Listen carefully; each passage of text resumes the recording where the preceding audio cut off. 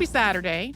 We got an email from listener Kiki, a high school history teacher, who alerted us to an error in our great episodic of 1872 episode. Now, this is my words, not Kiki's. Kiki was very kind.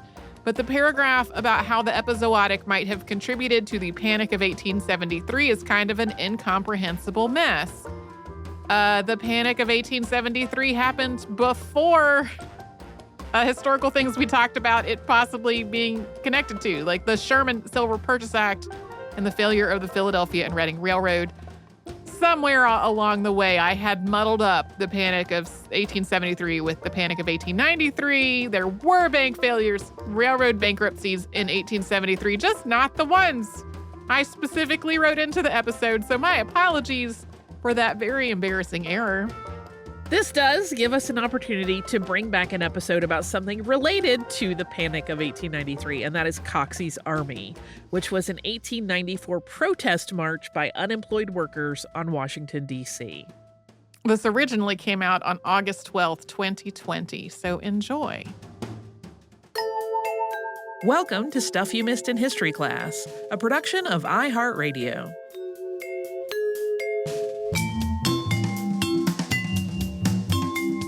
Hello and welcome to the podcast. I'm Holly Fry. And I'm Tracy V. Wilson. So, in the midst of today's very bananas world, which I think we have both talked about a lot, has been informing our choices of topics lately, and which is involving this constant news cycle of economic instability and protests, and those things being hashed and rehashed and discussed for their various merits and lack thereof in some cases.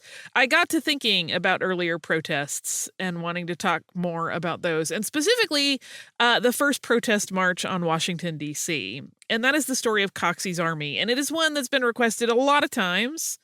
It's really easy when you look at the facts of it to see why it is so compelling to people and why people request it.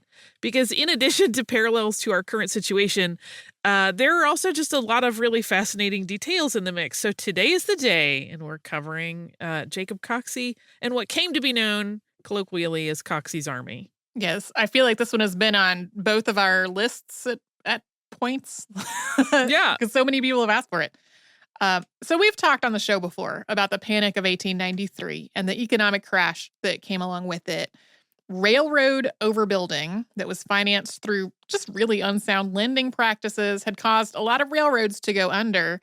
And then that, coupled with a run on the gold supply, the country was plunged into what amounted to a financial freefall.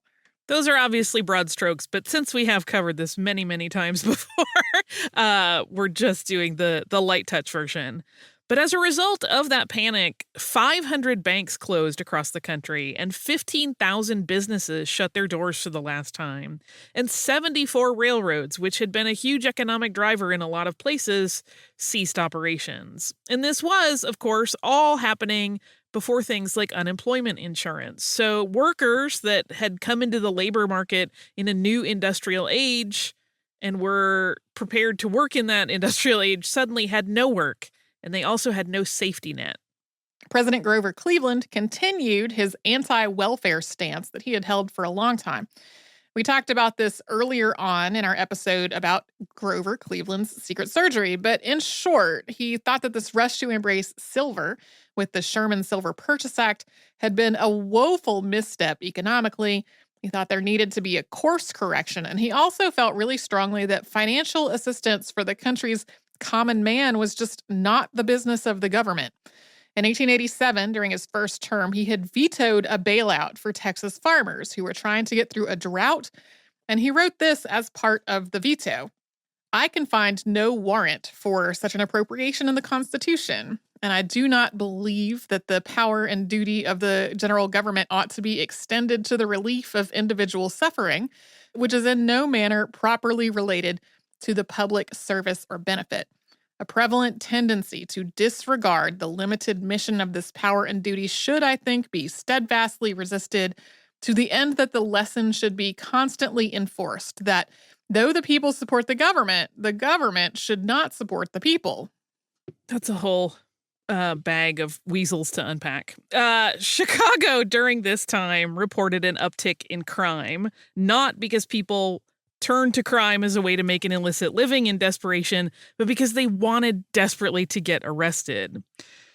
Jail or prison, which offered shelter and regular meals, was preferable to the streets in a Chicago winter, and other cities also wrestled with similar problems and how to manage a population that was losing its housing and ultimately completely losing stability. Of course, everyone wanted things to improve, but not many saw a way to get through this turbulent time. And that is where we get to Jacob Coxey, who came up with a novel plan. So, at the center of this story is this man, Jacob Sechler Coxey. And Coxey was the son of a sawmill engineer named Thomas Coxey. Jacob was born in Selinsgrove, Pennsylvania on April 16, 1854. And the log house he was born in actually now bears a historical marker. When Jacob was 6, the family moved to Danville, Pennsylvania, where his father started working in an iron mill. Jacob completed 9 years of school before going to work when he was 16, also at a mill, serving as the water boy. He worked his way up through various positions over the next 8 years. When he was 20, he married a young woman named Caroline Ammerman, and the two of them had 4 children together. Coxey voted for the first time during this stage of his life in the 1876 election at the age of 22. Over the years, he would switch political parties multiple times, and he was a member of the Greenback Party at one point. He even organized its Danville, Pennsylvania chapter.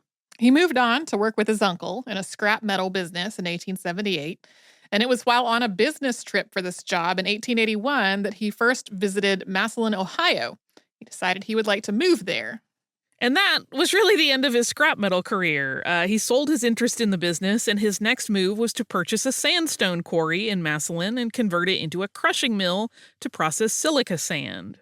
He also purchased a farm where he would eventually start breeding horses in the 1880s when he became interested in racing. And between the quarry and his fancy stock horse breeding, he was able to build a really nice living for himself. Coxey was also really interested in politics and the economy, and even before the Panic of 1893, he was aware of the problems that were facing laborers in the U.S. This was things that he gave a great deal of thought to, and allegedly, a moment of inspiration led to the reform idea that would make him famous. Yeah, just for clarity, like even before the Panic, there were economic downturn effects happening, and there were labor shortages already. But the story of his inspiration goes that as he was traveling home one day, he noticed that the road that he was on was in really sorry shape. According to a write-up in the Chautauquan in 1894, this was the result of an especially problematic mud hole in the road that hampered his progress. And after he got out of the mud hole and started thinking about how they really needed to fix that roadway and they needed better roadways in general, he put together the idea that the many people who were out of work could be given jobs fixing the roads throughout the state. He started putting these ideas to paper in 1891, and he wrote the Coxey Plan for Business and Unemployment Relief, how the state of Ohio and its subdivisions can help themselves. Coxey's idea evolved into what he called his Good Roads Bill. It called for fair wages and an 8-hour workday to achieve both prosperity for the common man and better public works. And the Good Roads Bill was no small potatoes in terms of its ambition and its scope. This was a $500 million plan. Yeah, it transitioned from being just about Ohio over the years to being a national effort on his part. And that $5 million that he was talking about was to come from the Treasury in the form of non-interest-bearing bonds. He also later on developed a second bill that ran alongside this one, and in that one, state or city improvement projects could deposit non-interest-bearing 25-year bonds with the Treasury and then get back the cash value of the bond in paper currency minus 1%. And his thinking was that that paper currency, then paid as wages to the workers, was going to reinvigorate the economy. He saw this as a benefit on a couple of different levels. One, it would improve U.S. infrastructure in ways that were just desperately needed. Two, it would provide much-needed relief to laborers who had found themselves impoverished as the country went through an economic depression. In his write-up, he noted, quote, Congress takes 2 years to vote on anything. 20 millions of people are hungry and cannot wait 2 years to eat. And he started pitching this plan in its earlier versions to his local politicians, as well as basically anyone who would stand still long enough. But he did not exactly get a warm reception initially. According to that same write-up in the Chautauquan that I mentioned a moment ago, quote, his neighbors dubbed him crank and his wife secured a divorce, partly on the grounds of his craze. A new wife was secured and the jeering neighbors ignored. We should be very clear that this was not the only reason he got a divorce. There was also a gambling problem that was driving a wedge into his marriage to Caroline. That gambling was part of Coxey's passionate interest in horses, so sometimes people will use his interest in his bills and his efforts at labor reform as the reason his wife left him, but it's a little more complicated than that. So Coxey wasn't entirely without interested listeners. He presented his plan to the St. Louis Populist Convention in 1892. It was adopted into the Ohio Populist Party's platform that same year, but it really didn't get much farther than that. It wasn't until 1893, again, while the nation was really hitting this panic, that Jacob Coxey found like-minded collaborators to really champion this plan alongside him. That year, at the Columbian Exposition in Chicago, he met a man named Carl Brown. Brown was on assignment from San Francisco Business Weekly as an artist and correspondent at the event. He was there to send back reports with illustrations of what was happening. He was basically like a contractor. He kind of was one of those people that worked a lot of different jobs. He wasn't a regular reporter for the San Francisco Business Weekly. And Brown was also sent to the expo with a costume suit intended to make him look like Buffalo Bill so that he could be part of a living exhibit about the Wild West. So he was wearing a number of different hats, both literally and figuratively here. Brown was a big personality. He was a gifted speaker, he was a showman, he was a jack of all trades, and he's been described as a labor agitator. His ideas of reform, which centered around ensuring that any able-bodied person who sought work could find it, really aligned with Coxey's. His orations on labor reform had so irritated the leadership of Chicago that the mayor kicked him out of the city. Yeah, he was not a quiet, subdued man in the least. But Jacob Coxey saw Carl Brown's potential, and he saw that he could be the megaphone for the Coxey plan. And while they sort of are often described as an odd couple as partners, Brown and Coxey aligned on their shared vision that something big and drastic had to be done to get the country back on track. Carl came with some quirks, though. He believed, and told anyone who would listen, that Coxey was the reincarnation of Andrew Jackson. Brown had some interesting views, religiously speaking. He thought that he had absorbed his wife's soul into his own as he sat at her deathbed. He also thought that he and many others that they eventually rallied to their cause had absorbed the soul of Jesus Christ, and that was what was driving their efforts, and that Jacob Coxey had absorbed a significant amount of that soul. He also didn't stop wearing that Buffalo Bill costume when the expo ended. Instead, he just made it part of his personal brand. He is really a fascinating character. As for Jacob Coxey's views of all of this reincarnation talk, one reporter at the time wrote, quote, Coxey's religious views did not prevent his ready conversion to Brown's abortive theosophy. He does not claim any supernatural wisdom as Brown does, but modestly poses as the living representation of Christ because Brown says so. Though he was an eccentric, Carl Brown was crucial to the growth of Coxey's support base. He was really good at communicating with people and gaining their trust. Carl's orations and the desperation of the men that they were speaking to, that was a powerful combination. Slowly, they garnered a pretty significant following. And at this point, Coxey was more passionate about his plan than ever. He was a wealthy man, but his own businesses had struggled due to the panic. He had to sell his horse farm, and his crushing mill was struggling. On December 7th, 1893, Brown and Coxey formed the J.S. Coxey Good Roads Association of the U.S. Brown was the organization's secretary, and Jacob Coxey was, of course, its president.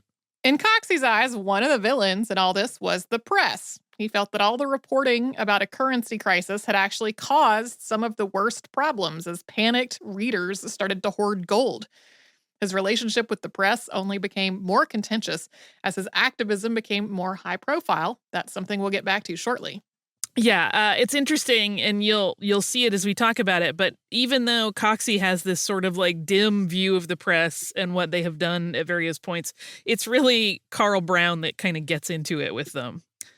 Just a few months after its founding, the Good Roads Association was making very real progress. Senator William A. Peffer, a populist from Kansas, was willing to introduce Coxey's 2 bills in Congress. But this idea of getting the Federal Reserve to print money to fix the economy didn't go over all that well.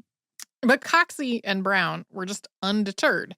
They had hatched a plan earlier in the year that was intended to underscore their idea and make it clear to elected officials just how much support Coxey's plan had among the working men of the country, who were voters, who were unable to find jobs.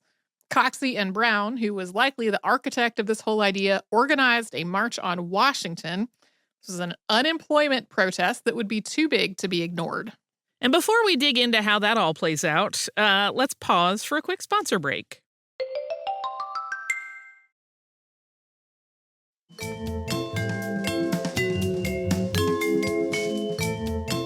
So this march that we mentioned before the break was conceived as what Coxey and Brown called a petition in boots.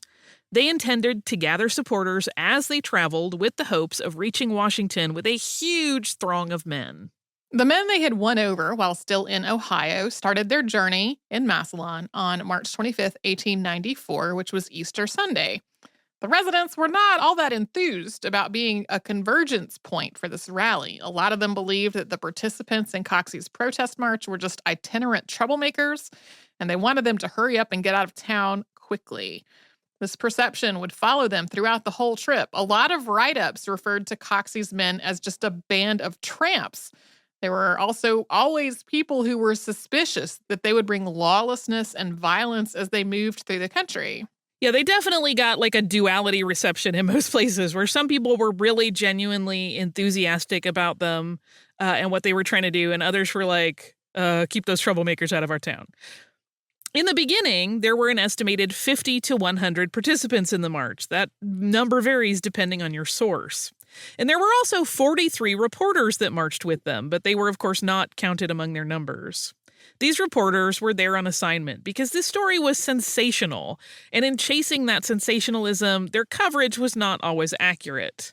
It also sometimes made fun of the whole effort. But the important thing to Jacob Coxey was that his march was getting national coverage. Yeah, as I was looking for a picture to use on our social media and stuff with this, I found a lot of editorial cartoons satirizing Coxey and his march. Mm-hmm. The start of the march had been a show. Coxey's wife, Henrietta Jones Coxey, and their newborn son were at the front of the parade. Coxey had named this baby Legal Tender to show his commitment to legal tender currency as a revitalizing force for the nation. Though there are some accounts that Henrietta and the baby marched with the group, that's actually a little misleading. They were part of the procession as it was headed out of town, but they didn't stay with the march. They arranged to meet back up with Coxey at the destination at the nation's capital. That's still quite a trip with a 5-week-old baby, though. Yeah, not an awesome thing to do with the best modern conveniences and health standards. Really unwise in the 1890s.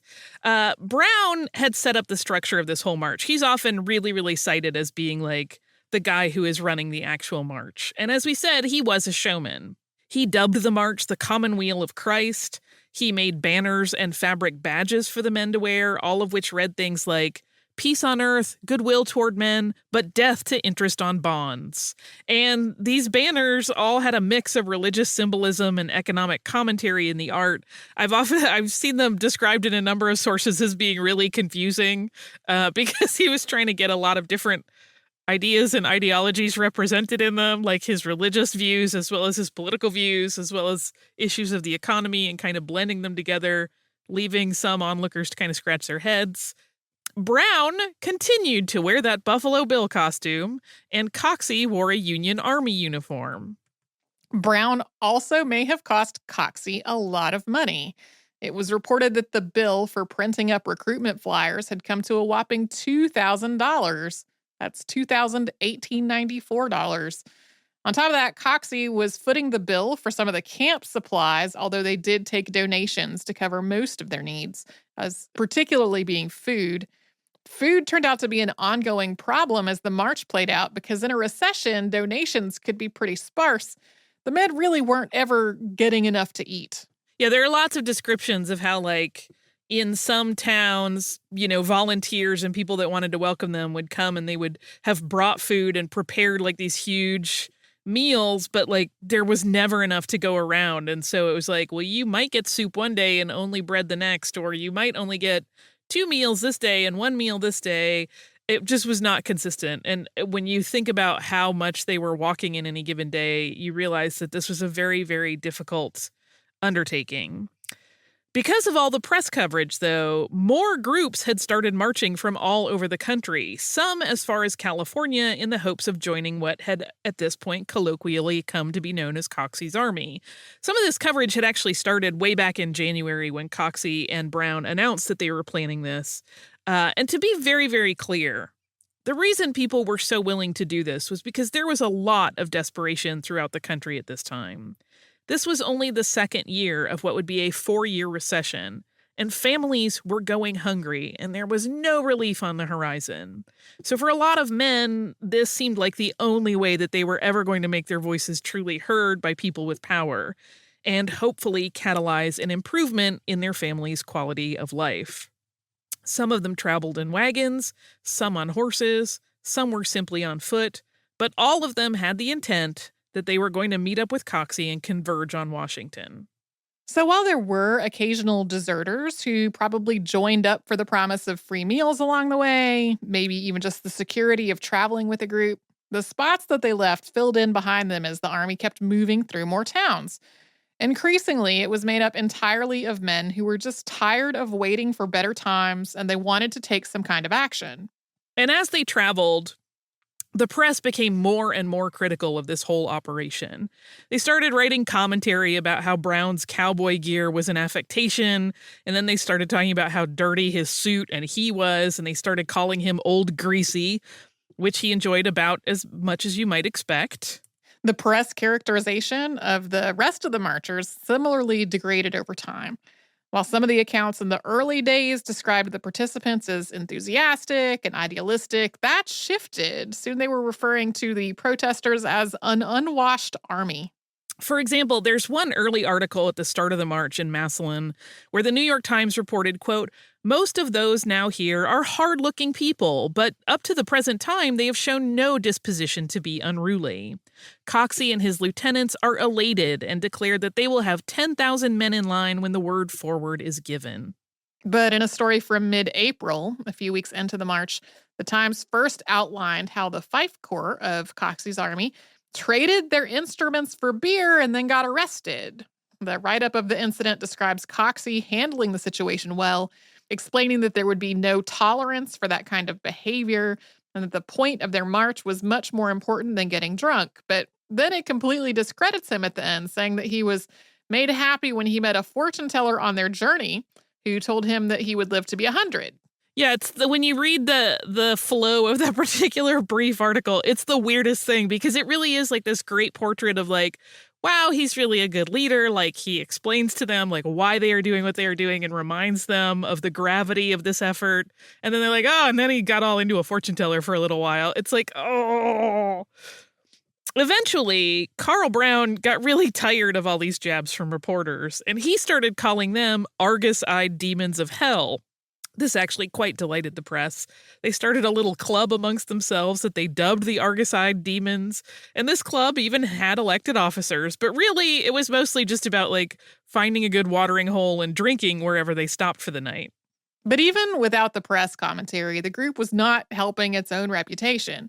Because of the hardscrabble nature of their day-to-day survival, when Coxey and his men arrived in a town, they could basically watch the faces of the people who greeted them fall as they saw how ragged everyone looked.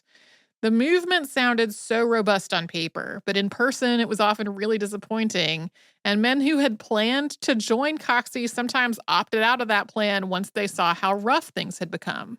When Coxey's army finally arrived in Washington, D.C. on May 1st, that was after 35 days of walking, it had quintupled in size, at least by some counts. There are others that put it closer to being 400 men versus 500, others listed as thousands, but this gets a little bit unclear because there were multiple groups that were starting to come together. So the numbers shift really quickly and like in big chunks depending on how any given reporter defined Coxey's group, whether it was only counting those that traveled with him and Brown specifically, or whether other groups that joined up towards the end should be part of that count. But it quickly got to be really pointless to try to count the newcomers anyway, as thousands of locals had also shown up for the march, some to support it and some just to watch the spectacle of it, but they were kind of all traveling in this huge throng together. Coxey really hoped that he and his marchers would be able to enact rapid change. After all, he had the bill written and ready to go for Congress, and it read in part, quote, "Be it enacted by the Senate and House of Representatives and Congress assembled, that the Secretary of the Treasury of the United States is hereby authorized and instructed to have engraved and printed immediately after the passage of this bill $500 million of Treasury notes, a legal tender for all debts, public and private, said notes to be in denominations of $1, $2, $5, and $10, and to be placed in a fund to be known as the General County Road Fund System of the United States, and to be expended solely for said purpose." Mamie Coxey, who was Jacob's 17-year-old daughter from a previous marriage, joined this procession at some point before it arrived in Washington. And when they approached the Capitol building, she was at the front of the parade, dressed as the goddess of peace, all in white, and she rode a white Arabian horse that was one from Coxey's farm. Like, she was intended to be a visual harbinger of change. But Mamie had a primary admirer in Carl Brown, who said of the young woman, quote, "I thought that she was the most beautiful sight I had ever beheld." So they had made it. Coxey and Brown had led their band to Washington. They were right there, ready to demand a jobs bill that they believed would help get the lives of so many Americans back on track. But the end of Coxey's march for reforms that would reinvigorate the working class and the economy was a bit of a letdown. And we're going to talk about their arrival at the Capitol building and what happened there after we first take a quick sponsor break.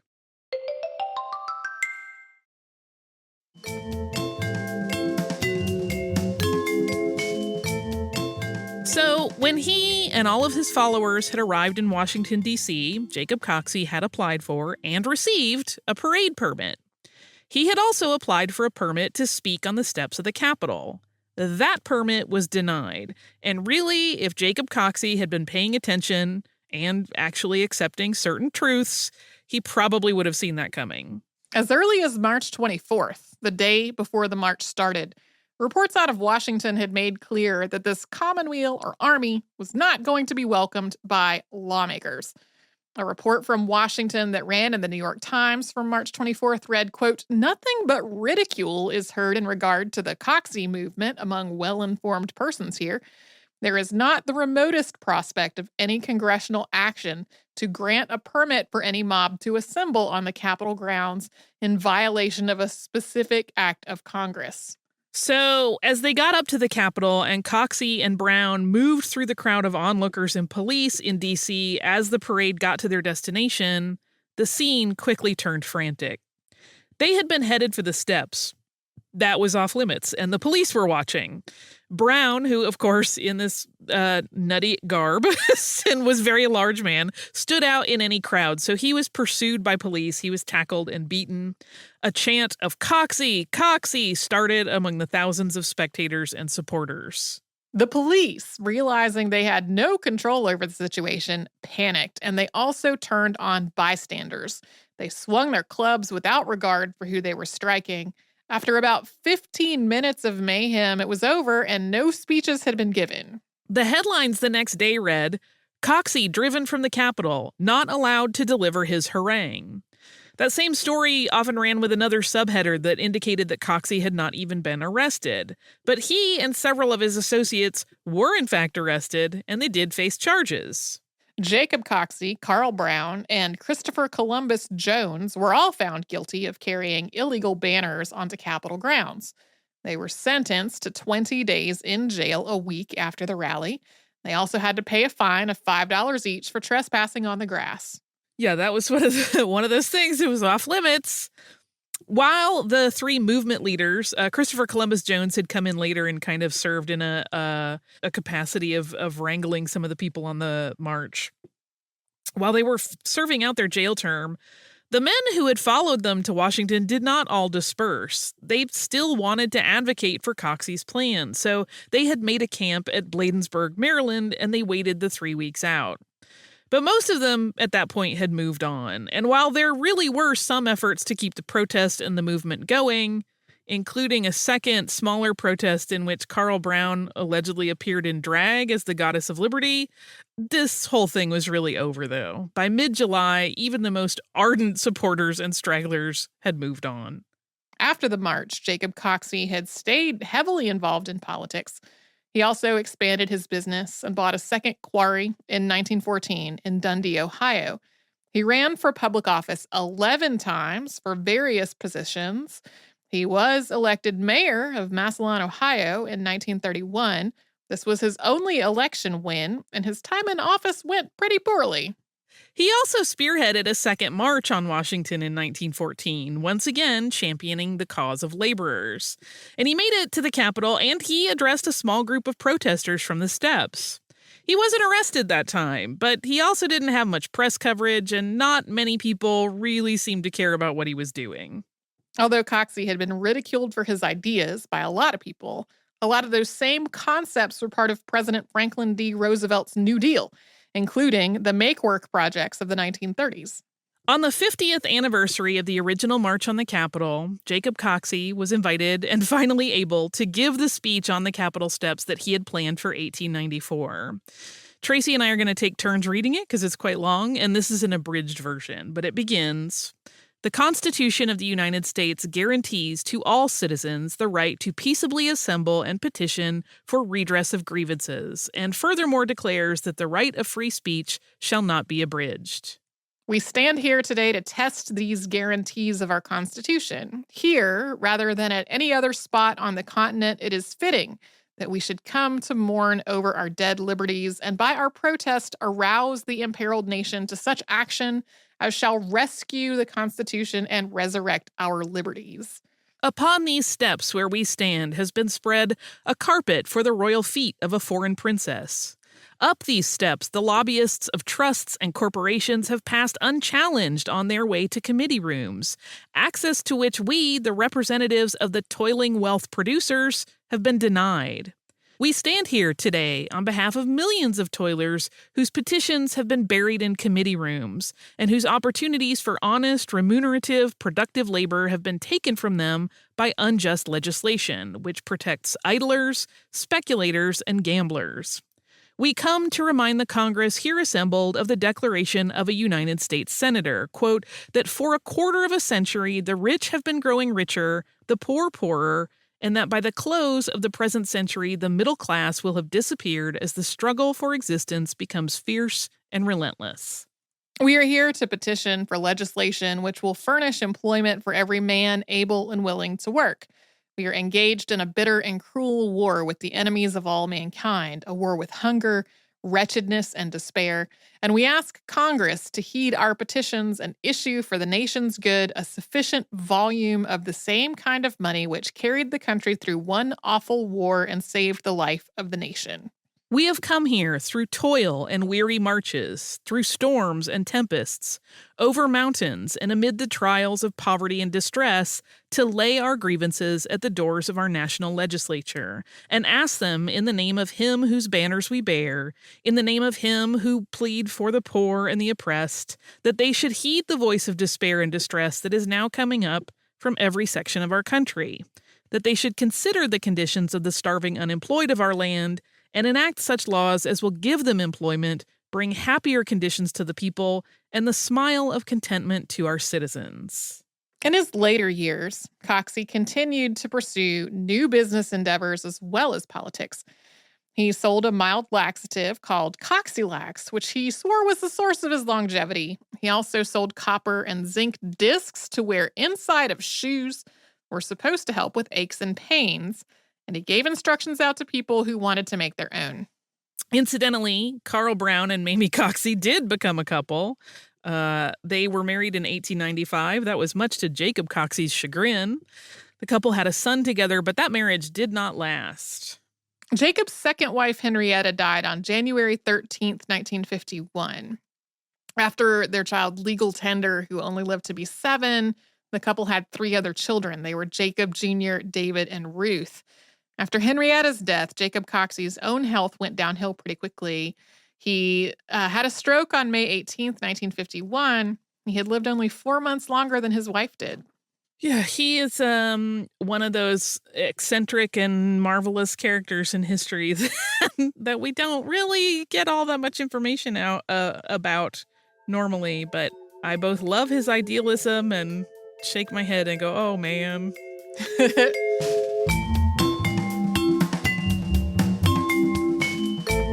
Thanks so much for joining us on this Saturday. Since this episode is out of the archive, if you heard an email address or a Facebook URL or something similar over the course of the show, that could be obsolete now. Our current email address is historypodcast@iheartradio.com. You can find us all over social media at Missed in History. And you can subscribe to our show on Apple Podcasts, Google Podcasts, the iHeartRadio app, and wherever else you listen to podcasts. Stuff You Missed in History Class is a production of iHeartRadio. For more podcasts from iHeartRadio, visit the iHeartRadio app, Apple Podcasts, or wherever you listen to your favorite shows.